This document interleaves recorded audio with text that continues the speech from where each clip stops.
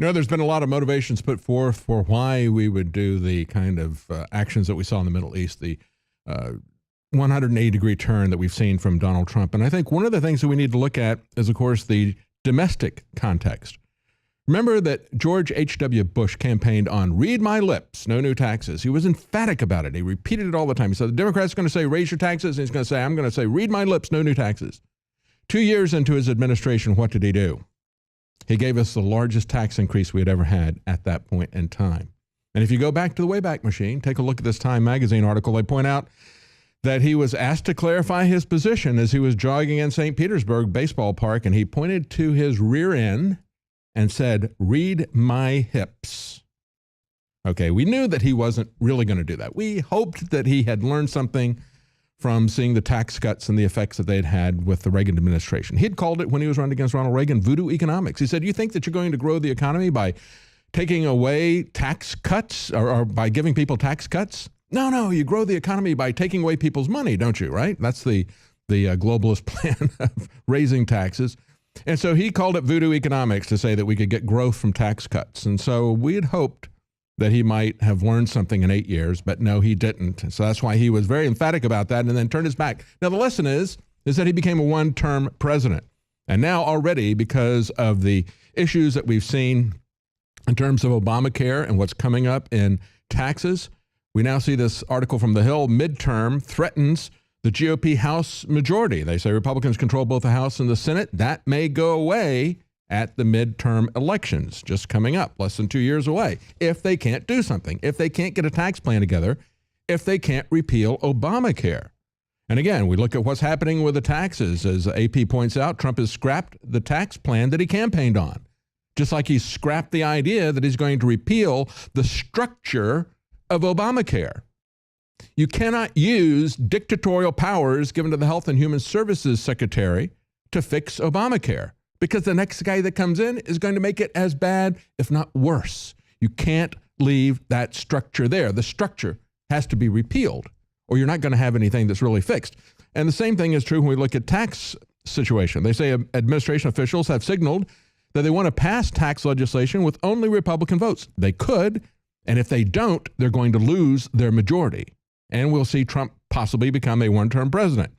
Yet, they've also held listening sessions with House Democrats.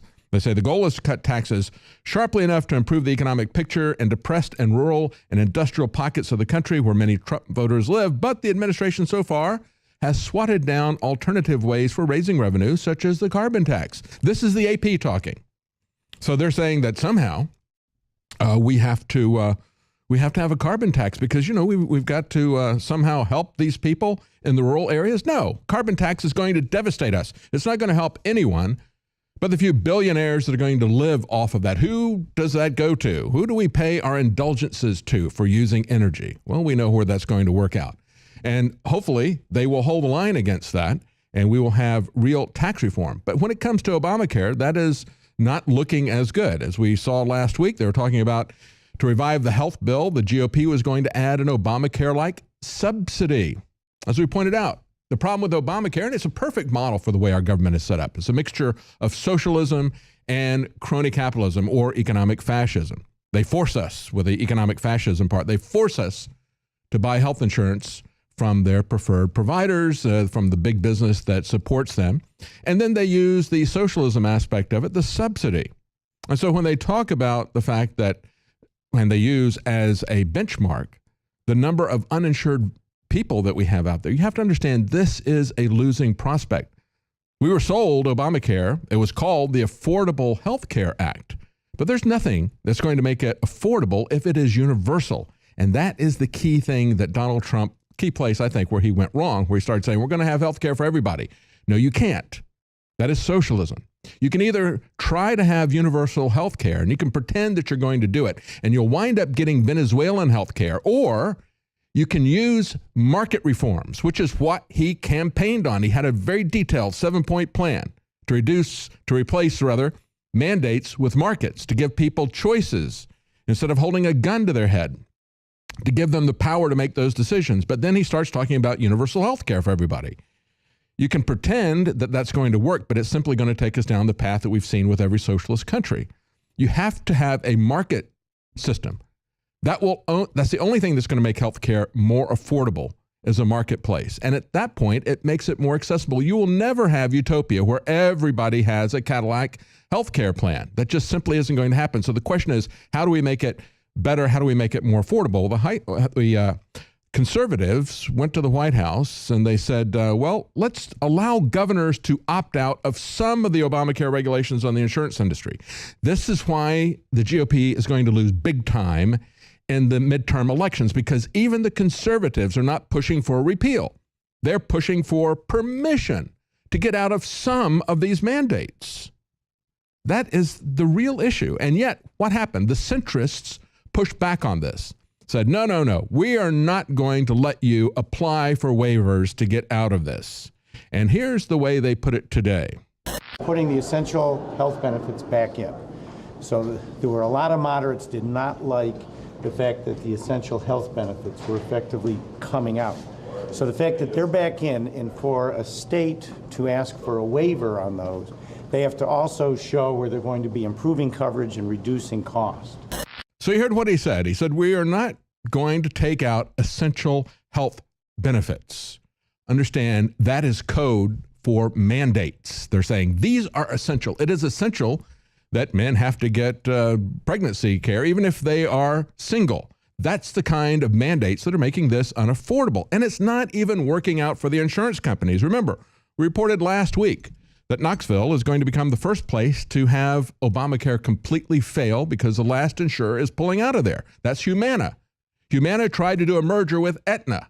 Why? Because they're both losing big money off of Obamacare. So they decided if they can merge together, they'll become too big to fail and they'll get the government to bail them out. When the merger was taken down, Humana said, we're getting out. So they're going to get out in 2018. Doesn't that sound familiar? From 2013 to 2018. Just like every 5-year communist economic plan we've seen come out of the former Soviet Union, this 5-year economic plan is going to break down.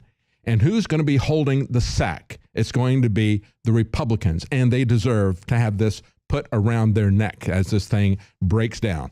One other aspect, and that is, as Jerome Corsi points out, we now have a GOP senator, along with some other Democrats, continuing to try to prop up this fraud of Obamacare by stealing money from investors, by stealing money from Freddie Mac and Fannie Mae.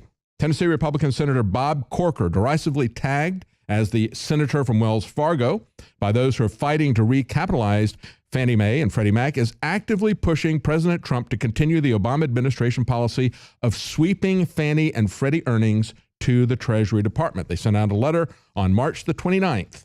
They rounded up 4 other U.S. senators, including Virginia Democrat Senator Mark Warner. And they wrote a letter to the Federal Housing Association. And this is what's called the net worth sweep. And of course, Jerome Corsi has reported about this in the past. It has stripped Fannie Mae and Freddie Mac of more than $260 billion since August of 2012. And he contrasts that to the money that was given to the banks, which was eventually paid back. And of course, they gave these banks zero interest loans from the Federal Reserve. They took the interest rate down. That may be one of the reasons why they're starting to pull it back up, besides bursting the bubble. And he said they got a 1.7% return on investment the federal government did when that was paid back, because, you know, the banks don't pay you too much interest when they set the rates, and they set the rates. But then he pointed out that this has been the largest theft of dividends, the amount of money that they have swept out. That's the nice term, a net worth sweep. Okay, that's what they call the theft. Okay, the bank robbery of Fannie Mae and Freddie Mac to subsidize Obamacare, the largest theft of dividends in corporate history. So the whole thing is a lie. The whole thing is based on redistribution of income. And that is why it's going to fail. It is the same model that we've seen in the former Soviet Union as well as Venezuela. Now, as we look at that, that's another one of the aspects, not just the Russian issues, not just trying to look impressive to the Chinese people, but also as a wag the dog to get people's minds away from the failures on domestic policy. And if the Republicans and Donald Trump do not deliver on tax cuts and on the repeal of Obamacare, if they just do a head fake on that, the American people are going to throw them out. They pushed 24 times the Keystone Pipeline bill while Obama was president, knowing that he would veto that every time, and he did. They never even tried to get rid of Obamacare, never put anything up. They knew that they weren't going to get anywhere with the Keystone Pipeline, but they kept trying. But they never did try with Obamacare. They never had a plan to repeal Obamacare. Donald Trump did. He had a detailed plan of putting a market in place to allow us to actually do something to control costs. You can't just rob Peter and pay Paul and think that somehow you're going to get affordable health care. It's going to get more and more expensive. So this is the healthcare debacle that they are now owning.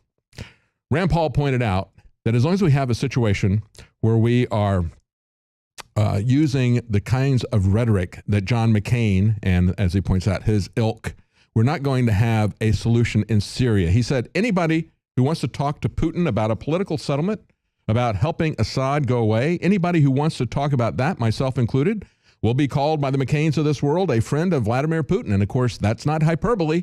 We saw that idiotic statement from John McCain as well, just over the idea of adding Montenegro as a dependent to NATO. If you even want to discuss this, if you want to hold a discussion in the Senate about whether or not that should happen, you are a friend of Vladimir Putin. And then he called Rand Paul a friend of Vladimir Putin for that. And he went on to say, so long as we have that kind of stupidity involved in the debate, it makes it very hard to get to what many thinking people have said, that the answer in Syria is ultimately a political solution.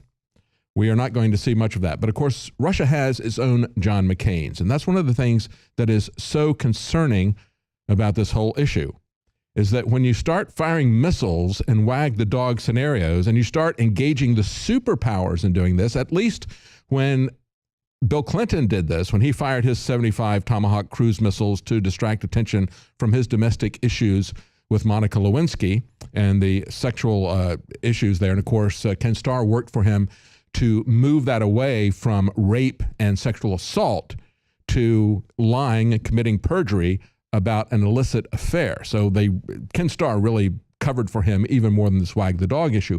But when he did it, at least he shot his missiles at Afghanistan and Sudan. He didn't go out and take on the superpowers of Russia and China. That is what is so ill-considered about this movement to become the policeman of the world again, in contradiction to what Donald Trump campaigned for. And we see now a Russian politician calling for retaliatory strikes. They have their own John McCains as well. The leader of the Liberal Democratic Party of Russia, Vladimir Zhirinovsky, has called for Moscow to carry out retaliatory strikes against the U.S. in response to the Trump administration's airstrikes on Syria. And then even more troubling, this news out of South Korea. The South Korean paper, the Korean news agency Chosun, said the Chinese army has deployed about 150,000 troops to the North Korean border in two groups to prepare for unforeseen circumstances. The reason, they say, the prospect of military options, such as a preemptive strike on North Korea, like the one the U.S. just launched on Syria. You see, when you have a meeting and you start it with a massive $100 million fireworks display, or as some people pointed out, Donald Trump lit his cigars with a $100 million bunch of cruise missiles to impress the Chinese president. Did he really impress him? Yes, he did. I think he did. Did he make him think that he was strong? I think he showed the Chinese president that he was unpredictable, that he was erratic, that you couldn't tell exactly what he was going to do. And then Donald Trump sent more messages that got a lot of applause from all the people who have reliably opposed him, all the neocons, the globalists, the Wall Street investors, the Bill Kristols, the Elliott Abrams, the John McCains. All those people loved exactly what he did. And so he stepped up because, you know, when you're on a roll, let's roll with it. So we're going to send a nuclear-powered Calvinist carrier class to ship to Singapore, that whole battle group. The Chinese army now, in response to that carrier being sent to the Korean Peninsula, has now sent 150 troops in two groups. So that's the way these things go. See, we're not really playing 4D chess. I'm so sick and tired of hearing that. This is not 4D chess.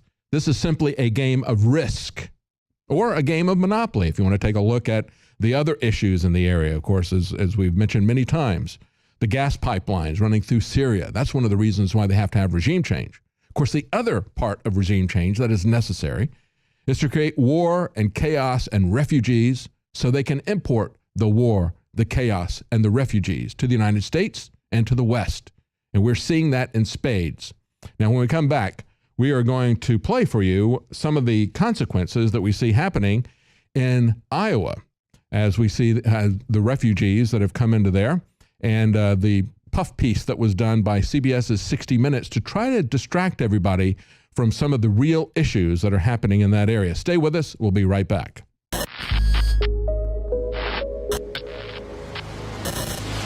This is one of the biggest secrets out there. The missing link of why our ancestors, whether you were in Africa or ancient Albion, which is England today, why our ancestors were so much stronger. I mean, there are huge archaeological reports, all sorts of anthropology studies, you can look them up for yourself, that show that humans, just an average farmer of 10,000 years ago in England, was stronger than Olympic athletes today. In the final equation, everyone knows our modern society has lost its vitality. The sperm counts are down like 90%. People are falling apart. They're totally depressed. They're unhappy. What is going on? Every ancient culture was obsessed with what I'm about to reveal to you. Today we call it bone broth, and for thousands of years our ancestors enjoyed its benefits before it became lost to our modern diets of processed junk. That's why I'm so excited to announce the product that is undoubtedly the jewel in the crown of InfoWars Life products. Caveman. We lost our vitality because we just ignored the ancient traditions. Everyone knew that you used all the parts of the animal. You used the skin to cover yourself or for shelter. You used the meat for sustenance, the fat for cooking, but you used the bones for strength. We are now introducing Caveman by InfoWarsLife.com, the ultimate in true paleo nutrition with bone broth, turmeric root, chaga mushroom, and 7 total primal superfoods in a single great-tasting formula. The bone is so amazing. From the outside structure full of minerals and key cofactors to the marrow that produces the blood for the body. This is the engine of the life essence. I've made a lot of important points here, but this is the one you need to research for yourself because it's so key. High-quality bone broth helps support healthy muscles and connective tissue, while the active compounds in turmeric do battle on the cellular level and help fight free radicals. And collagen is essential to aid healthy tendons, ligaments, and muscle tissue. This is an absolute win-win. You get an amazing product produced right here in America. You support InfoWars and all we're doing to promote freedom and the restoration of our republic and promotion of freedom worldwide. The journey towards better health and giving our bodies these amazing compounds that God created starts at InfoWarsLife.com. 3 years in the making, incredible research, and the very best ingredients.